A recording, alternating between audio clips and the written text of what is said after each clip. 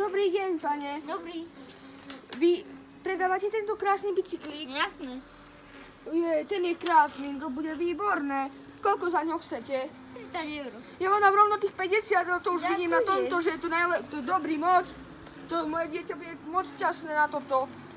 To moc dobrý bicyklík. Tak Ja ho už berem.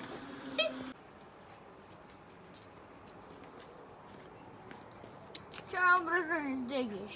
To predávaš? More, tu máš pásku, doškrabaný je, to koľko chceš za to? 30 eur. Koľko? Lamarte von! A chceš, tak za to ti dám 10 eur. 10 eur, toto má hodnotu 30, pane. 30, veď pozri, aký je doškrabaný. A chceš, tak ti dám 20, ja ho na podporu ti dám. No ja neviem, pane. No choď, ty Degeš.